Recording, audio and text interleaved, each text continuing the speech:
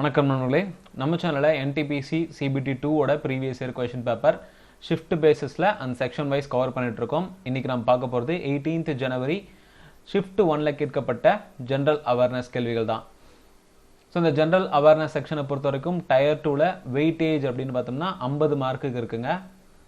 So இந்த 50 கொஷினுமே வந்து 25-20 split பண்ணி 2 வீடியோ நம்ம கவர் பண்ணிகிட்ருக்கோம். பார்ட் 1 வீடியோ ரைட் கார்னரில் நான் லிங்க் கொடுத்துருக்கேன், செக் பண்ணி பாருங்கள். இது பார்ட் 2 வீடியோ.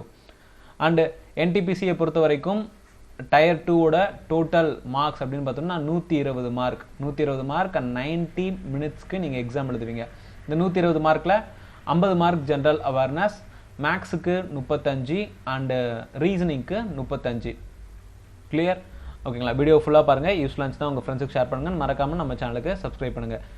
ஸோ நம்ம இந்த ஜென்ரல் அவேர்னஸ் செக்ஷனை பொறுத்த வரைக்கும் 2017னா 2016 ஆர் 17 ஜென்ரல் அவேர்னஸ் கேள்விகள் தான் இருக்கும், கரண்ட் அஃபேர்ஸ் கேள்விகள்.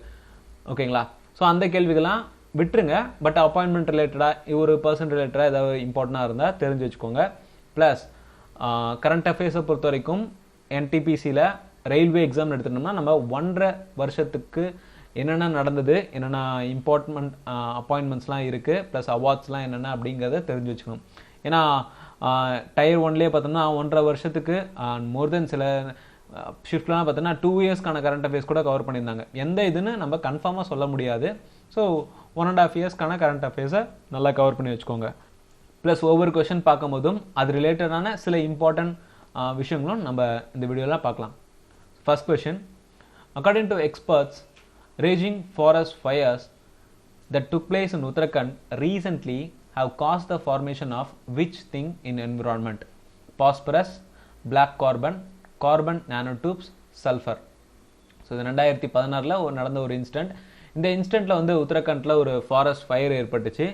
இந்த ஃபயர் மூலிமா என்விரான்மெண்ட்டில் என்ன டைப் ஆஃப் எலிமெண்ட் அதிகமாக கலந்தது, அது பர்சன்டேஜ் லெவல் வைஸ் இன்க்ரீஸ் ஆனிச்சு ஏரில் அப்படின்னு கேட்டிருக்காங்க. பாஸ்பரஸா, பிளாக் கார்பனா, கார்பன் நானோ டியூப்ஸா, சல்ஃபரான்னு கேட்டிருக்காங்க. ஸோ இந்த ஆப்ஷன்லாம் விட்டுடலாம். ஓகேங்களா?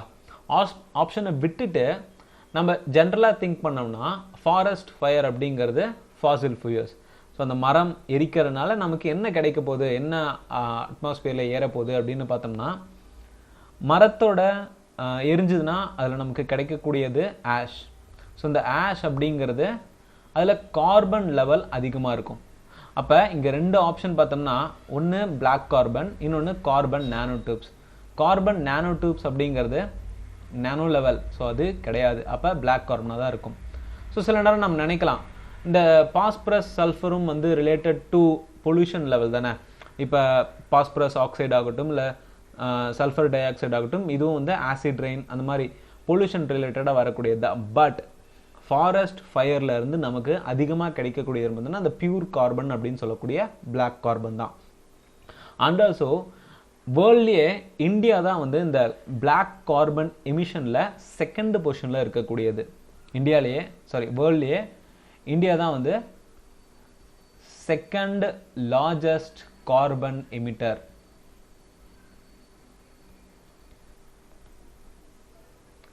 அடுத்து, a pre-independence era bunker was discovered in August 2016 at the Raj Bhavan in which state? Gujarat, Arunachal Pradesh, Maharashtra, Tamil Nadu. So இந்த pre-independence era bunker அப்படின்னா என்ன, அது ஏன் இப்போ எப்படி கண்டுபிடிச்சாங்க அப்படின்னு பார்த்தோம்னா, இந்த எரா அந்த பங்கர் அப்படிங்கிறதே பார்த்தோம்னா பிரிட்டிஷ் காலத்தில் அவங்க ஒரு பெரிய சைஸ் பில்டிங்கோ இல்லை ரூமோ அண்டர் கிரவுண்ட்லேயோ இல்லை வந்து யாருக்கும் தெரியாத இடத்துல அவங்கக்கிட்ட இருக்கக்கூடிய ஆயுதங்களாகட்டும், இல்லை அவங்க சேகரித்து வைக்கக்கூடிய விஷயங்கள்லாம் வந்து ரொம்ப சீக்ரெட்டாக வச்சுருக்கக்கூடிய இடம் தான் இந்த பங்கர் அப்படின்னு சொல்லுவோம். ஸோ அந்த மாதிரி ஒரு இடத்த தான் வந்து 2016 கண்டுபிடிச்சிருக்காங்க. அது எந்த ஸ்டேட்டோட ராஜ்பவன் அப்படின்னு பார்த்தோம்னா மகாராஷ்டிராவோட ராஜ்பவன். இந்த ராஜ்பவன் ஆனது மலபார் ஹில், மும்பை, மகாராஷ்டிராவில் தான் இதை கண்டுபிடிச்சிருக்காங்க. ஓகேங்களா? அடுத்து, the escape velocity of earth surface is about 13.8 km/s, 11.2 km/s, 21.3 km/s and 4.3 kilometre per second. Earth சர்ஃபேஸில் இருந்து escape velocity. So escape velocity அப்படின்னுங்கிறது பார்த்தோம்னா, இப்போ நம்ம எர்த்தில் லேண்ட் சர்ஃபேஸில் இருக்கோம். லேண்ட் சர்ஃபேஸில் இருந்து வெர்டிக்கலாக நாம் என்ன ஸ்பீட் லெவலில், ஸோ என்ன ஸ்பீட், அதாவது எந்த மினிமம் ஸ்பீடில் நம்ம ட்ராவல் பண்ணோம்னா, வெர்டிக்கலாக ட்ராவல் பண்ணோம்னா ஸ்பேஸுக்கு ரீச் ஆகும் அப்படிங்கிறது தான் எஸ்கேப் வெலாசிட்டி அப்படிங்கிறது. அதாவது ஒரு பிளானட்டோட, நம்ம எர்த்தோட கிராவிடேஷனல் ஃபோர்ஸ்லேருந்து நம்ம தப்பிக்கணும்னா நம்ம என்ன வேகத்தில் நம்ம ஸ்பேஸை நோக்கி, ஆகாயத்தை நோக்கி மூவ் பண்ணணும் அப்படிங்கிறது தான் ஒரு மினிமம் ஸ்பீட் அப்படிங்கிறது தான் இந்த எஸ்கேப் வெலாசிட்டி அப்படிங்கிறது. ஸோ அந்த மினிமம் ஸ்பீட் வந்து எர்த்துக்கு 11.2 கிலோமீட்டர் பர் செகண்ட். நீங்கள் எர்த்தில் இருந்து ஒரு செகண்டுக்கு 11 கிலோமீட்டரை தாண்டிட்டிங்கன்னா அதுதான் உங்களை ஸ்பேஸ்க்கு எடுத்துகிட்டு போகக்கூடிய ஒரு ஸ்பீட் லெவல். அது மினிமம் ஸ்பீட். அதுக்கு மேலே நீங்கள் எவ்வளோ டிஸ்டன்ஸ் வேணால் ட்ராவல் பண்ண முடியும். ஓகேங்களா? It depends on the fuel. ஓகேங்களா? நெக்ஸ்ட் பார்த்தோம்னா வேறு சில பிளானட்டோட எஸ்கேப் வெலாசிட்டியும் கேட்டுட்ருக்காங்க. ஸோ இதுவே நம்ம மூன் அப்படின்னு பார்த்தோம்னா, மூனுக்கு வந்து நம்ம கிராவிடேஷ்னல் ஃபோர்ஸை விட, எர்த்தோட கிராவிடேஷனல் ஃபோர்ஸை விட மூணில் 1/6 தான் இருக்கும். அப்போ அதுக்கு எஸ்கேப் வெலாசிட்டி அப்படிங்கிறது ரொம்ப ரொம்ப கம்மி. Next Venus. So Venus nearby பிளானட்டான எர்த் ட்வின் அப்படின்னு சொல்லக்கூடிய வீனஸோட எஸ்கேப் வெலாசிட்டி வந்து 10.36 kilometre per second. And Mars. So மாஸோட எஸ்கேப் வெலாசிட்டி அப்படிங்கிறது 5.03 கிலோமீட்டர் பர் செகண்ட். அடுத்து, இந்திரநோயி, an Indian origin leader, is associated with which organization? இந்திரநோயி அப்படிங்கிற ஒரு லேடி வந்து ஒரு பிஸ்னஸ் எம்பையர்னு சொல்லலாம். பிஸ்னஸில் ரொம்ப புகழ்பெற்ற ஒரு பவர்ஃபுல் உமன்னும் சொல்லலாம். ஓகேங்களா? அவங்க இந்த 2016, அதாவது அந்த வருஷத்தில் என்ன கம்பெனிக்கு சிஇஓவாக அப்பாயின்மெண்ட் ஆனாங்க அப்படிங்கிறது தான் இந்த கேள்வியே. ஸோ பெப்சிகோ அப்படிங்கிற கம்பெனிக்கு அந்த ஜிகேல வந்து அப்பாயின்மெண்ட்டாக இருக்காங்க. இது ஒரு அப்பாயின்மெண்ட் ரிலேட்டடான கொஷின். இதில் நாம் முக்கியமாக தெரிஞ்சுக்க வேண்டியது பார்த்தோம்னா, இந்திரநோயி அப்படிங்கிற ஒரு பர்சன் பத்மபூஷன் விருது கொடுத்துருக்காங்க நம்ம இந்தியன் கவர்மெண்ட். ஸோ அவங்களுக்கு 2007 பத்மபூஷன் விருது கொடுக்கப்பட்டிருக்கு. அடுத்து, which of the following Indian state does not share an international border? West Bengal, Haryana, Himachal Pradesh, Punjab. So நம்ம இந்தியா எடுத்துட்டோம்னா நமக்கு நார்த்தன் சைட் ஃபுல்லுமே வந்து நிறையா இன்டர்நேஷ்னல் பார்டர்ஸ் இருக்குது. ஓகேங்களா? International borders north, west and east. And remaining இருக்கக்கூடிய டவுன் சைடு பார்த்தோம்னா நமக்கு கோஸ்டல் லைன். ஓகேங்களா? ஸோ இந்த கோஸ்டல் லைனில் என்னென்ன ஸ்டேட்ஸ்லாம் வருது அப்படிங்கிறதும் இம்பார்ட்டன்ட். ப்ளஸ் எந்தெந்த ஸ்டேட் வந்து இன்டர்நேஷ்னல் பார்டர்ஸ் ஷேர் பண்ணுது. குறிப்பாக ஃபார் எக்ஸாம்பிள் இப்போ அருணாச்சல பிரதேஷ் அப்படின்னு சொல்லி மென்ஷன் பண்ணிவிட்டு, இந்த அருணாச்சல பிரதேஷ் ஆனது எத்தனை இன்டர்நேஷ்னல் பார்டர்ஸோட, எத்தனை இன்டர்நேஷ்னல் கண்ட்ரீஸோட பார்டர் ஷேர் பண்ணுது அப்படிங்கிற கேள்வியும் கேட்டிருக்காங்க. அண்ட் இந்த கேள்வி பார்த்தோம்னா, எந்த கண்ட்ரி இன்டர்நேஷ்னல் பார்டரே, எந்த ஸ்டேட் இன்டர்நேஷ்னல் பார்டரே ஷேர் பண்ணல, நம்ம இந்தியாவில் இருக்கக்கூடிய இந்த ஸ்டேட் வந்து எந்த ஒரு இன்டர்நேஷ்னல் பார்டருமே இல்லாமல் இருக்குது அப்படின்னு பார்த்தோம்னா, ஃபர்ஸ்ட் ஆப்ஷன் பார்க்கலாம், west Bengal. So west Bengal வந்து பங்களாதேஷ் கூட இன்டர்நேஷ்னல் பார்டர் ஷேர் பண்ணுது. ஸோ அதனால் அது கிடையாது. அடுத்து பஞ்சாப் பார்த்தோம்னா நமக்கு நார்த் வெஸ்டர்ன் சைடில் பாகிஸ்தான் கூட ஷேர் பண்ணுது. ஸோ இதுவும் கிடையாது. அண்ட் ஹிமாச்சல பிரதேஷ் நார்தர்ன் சைடில் தான், அதுவும் இன்டர்நேஷ்னல் பார்டர்ஸ் ஷேர் பண்ணுது. ஸோ அதுவும் இல்லை. ரிமைனிங் இருக்கக்கூடியது ஹரியானா தான் வந்து எந்த இன்டர்நேஷ்னல் பார்டர்ஸுமே ஷேர் பண்ணாத ஒரு state. And international border plus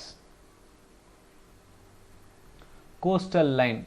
so நார்த்தில் எந்த ஒரு இன்டர்நேஷ்னல் கண்ட்ரி கூடயும் இல்லாமையும், சவுத்தில் எந்த ஒரு கோஸ்டல் லைனும் இல்லாமல் சென்டரில் ஒரு சில ஸ்டேட்லாம் இருக்குங்க.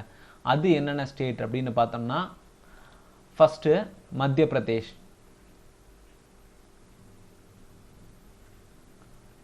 பிரதேஷ், சத்தீஸ்கர், ஜார்க்கண்ட், டெல்லி, தெலுங்கானா அண்ட் ஹரியானா. ஸோ டோட்டலாக இந்த 6 ஸ்டேட்டுமே எந்த ஒரு இன்டர்நேஷ்னல் பார்டரும் கிடையாது, எந்த ஒரு கோஸ்டல் லைனும் கிடையாது.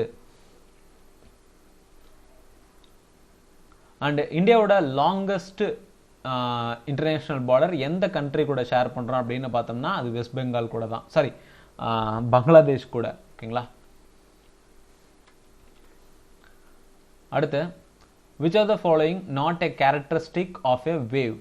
Wavelength, amplitude, frequency, medium. So ஒரு வேவ் அப்படிங்கிறது அலை, இதுக்கு என்னென்ன கேரக்டரிஸ்டிக் இருக்கும் அப்படின்னு பார்த்தோம்னா, ஸோ வேவ் அப்படின்னு எடுத்துட்டோம்னா அந்த வேவ் லென்த் அப்படின்னு சொல்லி மெஷர் பண்ணுவோம், ப்ளஸ் ஆம்ப்ளிடியூட் மெஷர் பண்ணுவோம், அந்த வேவோட ஃப்ரீக்வன்சி லெவல் அப்படிங்கிறதையும் மெஷர் பண்ணுவோம். பட் மீடியம் அப்படிங்கிறது கிடையாது. ஸோ அதனால் medium is not a characteristic of a wave. என்னோட ஆன்சர் வந்து medium. Antimatter particles or corresponding to electrons are called neutron, proton, anti-neutron, positron. So எலக்ட்ரானுக்கு ஆன்டி மேட்டர் பார்ட்டிக்கல் அப்படின்னு பார்த்தோம்னா அது பாசிட்ரான். அதே மாதிரி சில நேரங்களில் இந்த புரோட்டான்ஸ் அப்படிங்கிறதுக்கு ஆன்டி மேட்டர் பார்ட்டிக்கல் அப்படின்னு கேட்டாங்கன்னா அது வந்து anti proton. Anti proton and neutron வந்து ஆன்டி நியூட்ரான். ஸோ இதெல்லாம் வந்து ஆப்போசிட் சார்ஜஸாக இருக்கும். ஓகேங்களா. Anti neutrons. The principle of gyroscope is not used in a computer, mouse, smartphone, inkjet printers, racing car.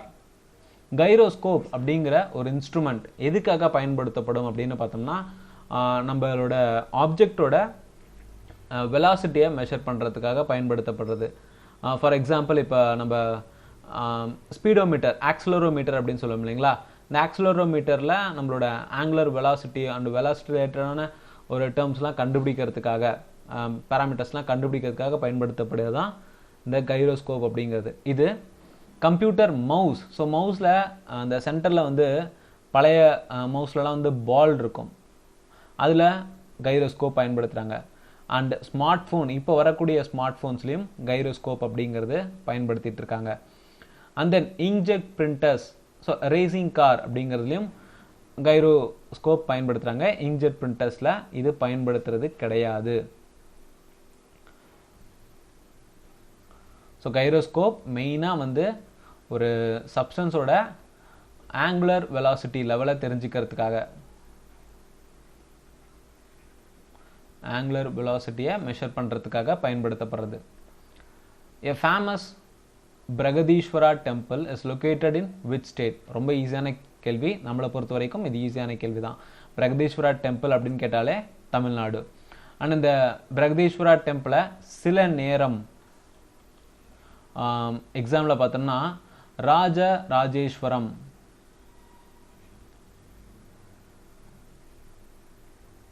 Rajarajeswaram R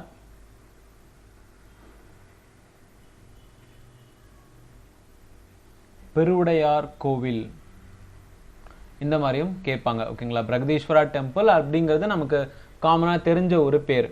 Rajaraja Chola 1 அப்படிங்கிறவர் கட்டியிருக்காரு. அதுவும் இல்லாமல் அது யுனெஸ்கோ சைட்லேயும் இருக்குது அப்படிங்கிறது. பட் சில நேரங்களில் ராஜராஜேஸ்வரம் ஆர் பெருவுடையார் கோயில் அப்படின்னு கேட்டாலும் அது பிரகதீஸ்வரா டெம்பிளை குறிக்கக்கூடிய பேர் தான். அண்ட் இங்கே இருக்கக்கூடிய மெயின் காட் அப்படின்னு பார்த்தோம்னா லார்ட் சிவா. அண்ட் இந்த டெம்பிளோட ஆர்கிடெக்சர் வந்து Dravidian architecture.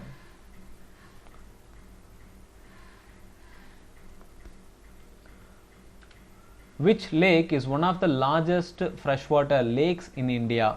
Vembanad, Sambar, Chilka, Ular. So ஏஷியாவில் லார்ஜஸ்ட் ஃப்ரெஷ் வாட்டர் அப்படின்னு சொல்லி கேட்டிருக்காங்க. இந்தியாவில்னு இல்லாமல் ஏஷியாவிலே லார்ஜஸ்ட் ஃப்ரெஷ் வாட்டர் எங்கே இருக்குது அப்படின்னு கேட்டிருக்காங்க. ஸோ ஜம்மு அண்ட் காஷ்மீரில் இருக்கக்கூடிய ஊலார் லேக் தான் வந்து largest fresh water lakh in Asia. And இந்த ஊலார் லேக்குக்கு அதிகமான சோர்ஸ் அப்படின்னு பார்த்தோம்னா ஜலம் ரிவர்.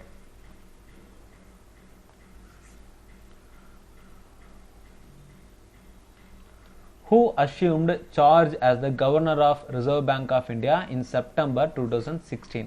ஸோ இந்த கேள்வி நமக்கு தேவையில்லை. ஓகேங்களா. ஃபார் ஆன்சர்னு பார்த்தோம்னா உர்ஜித் பட்டேல். அண்ட் இப்போ யார் கவர்னராக இருக்காங்க? ஆர்பிஐயோட பிரசன்ட் கவர்னர் யார் அப்படின்னு பார்த்தோம்னா சக்தி கந்தா தாஸ். சக்தி கந்தா தாஸ் இவர் தான் present governor of Reserve Bank of India. Reserve Bank of India அப்படிங்கிறது வந்து நமக்கு 1 ஏப்ரல் 1935 ஆரம்பிக்கப்பட்டது. முதல்ல இதோட ஹெட் குவார்ட்டர் அப்படின்னு பார்த்தோம்னா கொல்கத்தாவில் தாங்க இருந்தது. அதுக்கப்புறம் தான் இந்த பர்மனன்ட் ஹெட் குவார்ட்டராக மும்பைக்கு ஷிஃப்ட் பண்ணாங்க. ஓகேங்களா. அடுத்து the peripheral devices of the basic computer system does not include which one? Printer, keyboard, monitor, CPU. Peripheral devices. So computer ரிலேட்டடான ஒரு முக்கியமான கொஷின். பெரிஃபரல் டிவைசஸ் அப்படின்னு பார்த்தோம்னா நமக்கு கம்ப்யூட்டரில் நம்ம கனெக்ட் பண்ணக்கூடிய input devices, output devices and input and output devices அப்படிங்கிறது தான் நம்ம பெரிஃபரல் டிவைஸ் அப்படின்னு சொல்லுவோம். இதில் எனக்கு ஆப்ஷன் ஏ பிரிண்டர் அப்படின்னு பார்த்தோம்னா இது அவுட்புட் டிவைசஸில் வந்துடுது. ஸோ பிரிண்டர் அப்படின்னு பார்க்கும்போது எனக்கு அவுட்புட் டிவைசஸ். கீபோர்டு அப்படின்னு பார்த்தோம்னா எனக்கு இன்புட் டிவைசஸ். அண்ட் மானிட்டரும் எனக்கு அவுட்புட் டிவைஸ். சிபியு அப்படிங்கிறது கம்ப்யூட்டரோட முக்கியமான பார்ட், சென்ட்ரல் ப்ராசஸிங் யூனிட் அப்படின்னு சொல்லுவோம், ஆர் கேபினெட். இந்த சிபியு அப்படிங்கிறது பெரிஃபரல் டிவைசஸ் கிடையாது. ஸோ பெரிஃபரல் டிவைசஸ்னால் என்னென்னா input devices, output devices or input output devices. So இந்த இன்புட் அவுட்புட் டிவைசஸ்னால் என்ன அப்படின்னு பார்த்தோம்னா for example storage devices. So இப்போ நம்ம ஒரு பென்ட்ரைவில் டேட்டா வச்சுருக்கோம், அதை நம்ம சிஸ்டமில் மாற்றோம்னா அது இன்புட். அதே டேட்டாவை சிஸ்டம்லேருந்து அந்த பென்ட்ரைவ் கொண்டு போயிட்டு நம்ம யூஸ் பண்ணோம்னா அது அவுட்புட்டாக மாறும். ஸோ அதான் இந்த ஸ்டோரேஜ் டிவைசஸ் அப்படிங்கிறது தான் best example of input output devices. Who was the speaker of the first Lok Sabha? லோக்சபாவோட முதல் ஸ்பீக்கர் யார் அப்படின்னு பார்த்தோம்னா MM Kaul, GV Mavalankar, MA Iyengar, Sardar Hukam Singh. முதல்ல லோக்சபாவோட ஸ்பீக்கராக இருந்தது வந்து கணேஷ் வாசுதேவ் மவலன்கர். ஸோ ஜிவி அப்படிங்கிறதுக்கு வந்து கணேஷ் வாசுதேவ் மவலன்கர். அண்ட் இவர் ஒரு முக்கியமான ஒரு ஃபவுண்டர் எதுக்குன்னு பார்த்தோம்னா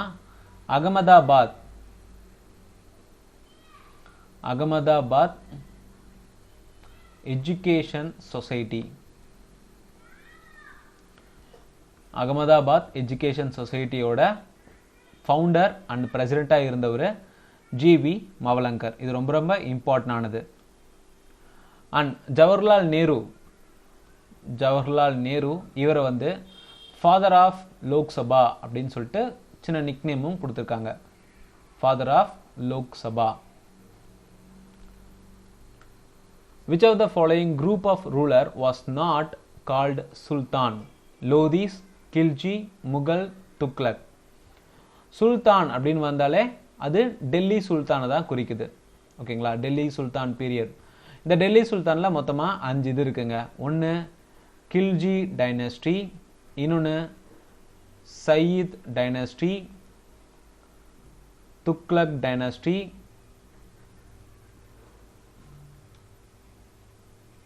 Lodhi dynasty.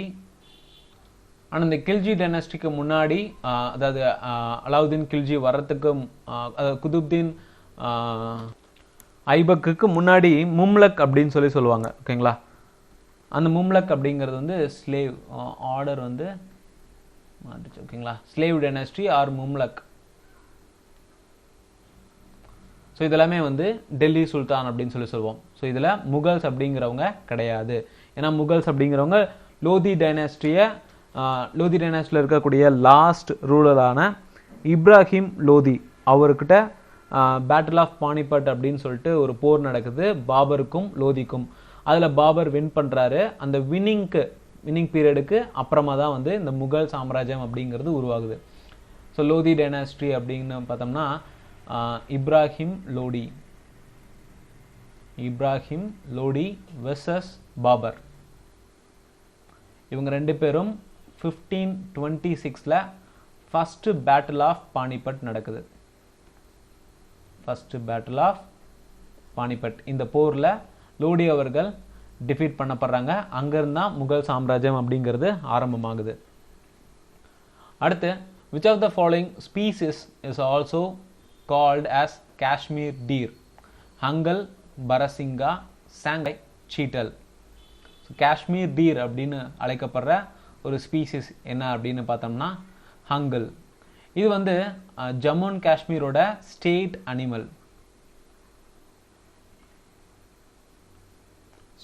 Animal of Jammu and Kashmir. And இந்த அனிமல், இந்த ஹாங்கல் ஆர் காஷ்மீர் டீர் அப்படிங்கிறது அதிகமாக தச்சிகம் நேஷனல் பார்க்கில் காணப்படுறது. ஓகேங்களா. அண்ட் இது வந்து ஒரு என்டேஞ்சர்ட் ஸ்பீஸ், அப்படி கிரிட்டிக்கலி என்டேஞ்சர்ட் ஸ்பீஸ் அப்படின்னு சொல்லிட்டு அனௌன்ஸ் பண்ணப்பட்டிருக்கு. Which team won Copa America 2016 football championship? So இது வந்து 2016 ரிலேட்டடான ஒரு ஃபுட்பால் சாம்பியன்ஷிப். இதில் வின் பண்ணது அப்படின்னு பார்த்தோம்னா சைல்ட். ஓகேங்களா. வின் பண்ணது வந்து சைல்ட் தான் வின் பண்ணாங்க. அண்ட் ரீசெண்டாக இந்த கோப்பா அமெரிக்கா ஃபுட்பால் சாம்பியன்ஷிப் அப்படிங்கிறது 2019 ஸோ 2019 பிரேசிலில் நடந்தது. அண்ட் இதில் வின் பண்ணது யார் அப்படின்னு பார்த்தா பிரேசில். ஓகேங்களா. ஸோ வின் பண்ணது பிரேசில். அண்ட் ரன்னராக வந்தது பெருங்கிற கண்ட்ரி. அண்ட் 2021 ஸோ நம்ம 2 வருஷத்துக்கானதும் பார்த்துக்கலாம். 2021 இது நடந்த இடம் பார்த்தோம்னா வெனு வந்து பிரேசில். அண்ட் கரண்ட் சாம்பியன்ஷிப் இல்லை 2021 சாம்பியன்ஷிப் அப்படின்னு பார்த்தாலும் அது அர்ஜென்டினா. இது இவங்களுக்கு 15th டைட்டில். அண்ட் தென் செகண்டாக வந்தது வந்து பிரேசில்.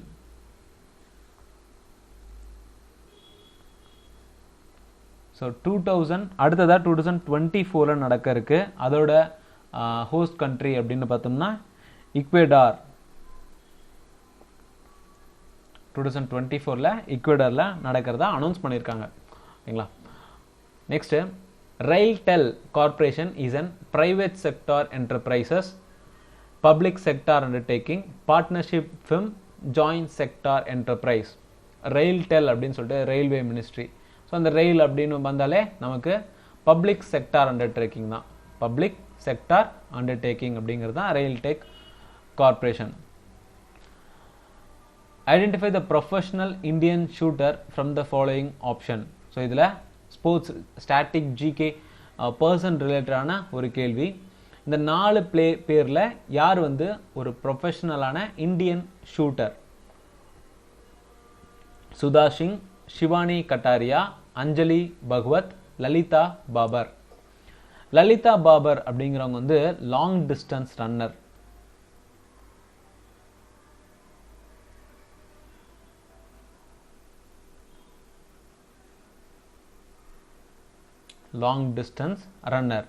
அண்ட் சுதா சிங் அப்படிங்கிறவங்க ஒரு அத்லட். ஷிவானி கட்டாரியா இவங்க வந்து ஒரு ஸ்விம்மர். அஞ்சலி பகவத் அப்படிங்கிறவங்க தான் ஒரு இந்தியன் ஷூட்டர். அது மட்டும் இல்லாமல் இவங்க சிட்னி ஒலிம்பிக்ஸ் 2000 நடந்த சிட்னி ஒலிம்பிக்ஸில் ஃபைனலிஸ்டாக வந்த ஒரு பர்சன். அடுத்து, which of the following is most appropriate description of INS அரியந்த்? INS அரியந்த் அப்படிங்கிறது என்ன? சப்மரைனா, இந்தியன் நேவி பேஸா, ஃப்ரிகேட்டா, ஏர்கிராஃப்ட் கேரியரா? INS அரியன் அப்படிங்கிறது வந்து ஒரு சப்மரைன். இந்தியாவோட முதல் நியூக்ளியர் ப்ரொப்பல்டு சப்மரைன் அப்படின்னு சொல்லுவோம். First nuclear propelled submarine.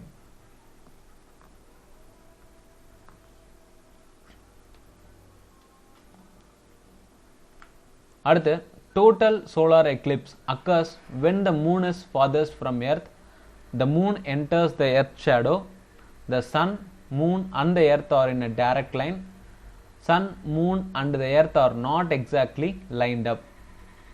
So ரொம்ப சிம்பிளாக தான் கேட்டிருக்காங்க. சோலார் எக்லிப்ஸ் சூரிய கிரகணம் அப்படிங்கிறது எப்போ ஏற்படும்?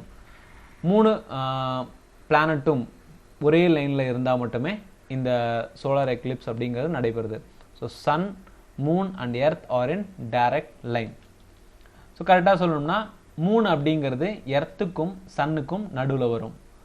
ஸோ எர்த்துக்கும் சன்னுக்கும் நடுவில் மூன் ப்ரெசன்ட் ஆச்சுன்னா அதுதான் சோலார் எக்லிப்ஸ். ஸோ இந்த சோலார் எக்லிப்ஸை வந்து ஒரு 4 டைப்பாக சொல்லுவாங்க. நார்மலாக எக்லிப்ஸ் அப்படிங்கிறது வந்து சோலார் ஆகட்டும், லூனார் எக்லிப்ஸ் ஆகட்டும், அதை வந்து 4 டைப்பாக சொல்லுவாங்க. அது வந்து annular Eclipse, total Eclipse, partial Eclipse, hybrid Eclipse. ஓகேங்களா? அடுத்து human hypothalamus gland lies just below the stomach, lies in the lower part of the neck, is present in the brain, is attached to the windpipe. Hypothalamus அப்படிங்கிறது எந்த பகுதியில் இருக்குது நம்ம உடம்புல, எந்த பகுதியில் இந்த ஹைப்போதலமஸ் gland அப்படிங்கிறது இருக்குது அப்படின்னு பார்த்தோம்னா ஃபோர் பிரெயின். ஓகேங்களா?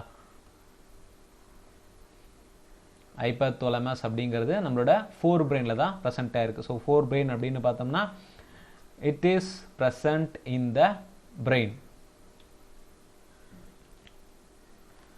Indian Space Research Organization was formed in 1969, 1962, 1971, 1975. So ISRO மட்டும் இல்லைங்க, வேறு சில முக்கியமான ஆர்கனைசேஷன் ஆகட்டும், இல்லை வேர்ல்டு ஆர்கனைசேஷன் ஆகட்டும், எல்லாமே வந்து இந்த ஃபார்ம்டு ஆர் எஸ்டாப்ளிஷ் அப்படின்னு சொல்லிட்டு ஒரு இயர் கொடுத்துருப்பாங்க. அது ரொம்ப ரொம்ப இம்பார்ட்டன்ட். ஓகேங்களா? இஸ்ரோ அப்படிங்கிறது எந்த வருஷம் ஆரம்பிக்கப்பட்டது? 1962 தான் இந்த இஸ்ரோ அப்படிங்கிறது ஆரம்பிக்கப்படுது. அடுத்து rail wire is related to which thing? Brand name of a cable, fencing of railway station, railway electrified, railway broadband service. இந்த ரெயில் வயர், ஸோ இந்த வயர் அப்படின்னு வருது, ஒன்று எலக்ட்ரிசிட்டியாக இருக்கலாம், இல்லை இன்டர்நெட் ரிலேட்டடாக இருக்கலாம். ஃபஸ்ட்டு பார்த்தோம்னா brand name of a cable, brand name. Fencing of railway station இது கிடையாது. ரயில்வே எலக்ட்ரிஃபிகேஷன் இருக்கலாம், ரயில்வே ப்ராட்பேண்ட் சர்வீஸ். ஸோ இப்போ அப்டேட்டடாக பார்த்தோம்னா நமக்கு இந்த இன்டர்நெட் ஃபெசிலிட்டி அப்படிங்கிறது ரொம்ப இம்பார்ட்டண்ட்டாக இருந்துகிட்ருக்கு. ஓகேங்களா? ஸோ அதனால இந்த ரயில் வயர் அப்படிங்கிறது ஒரு ப்ராட்பேண்ட் சர்வீஸ். வைஃபை மூலிமா ரயில்வே ஸ்டேஷன்ஸ் எல்லாமே, இந்தியாவில் இருக்கக்கூடிய எல்லா ரயில்வே ஸ்டேஷனுமே வந்து ஃப்ரீ வைஃபை ப்ரொவைட் பண்ணக்கூடிய ஒரு ப்ராஜெக்ட் தான் இந்த ரயில் வயர் அப்படிங்கிற ப்ராஜெக்ட்.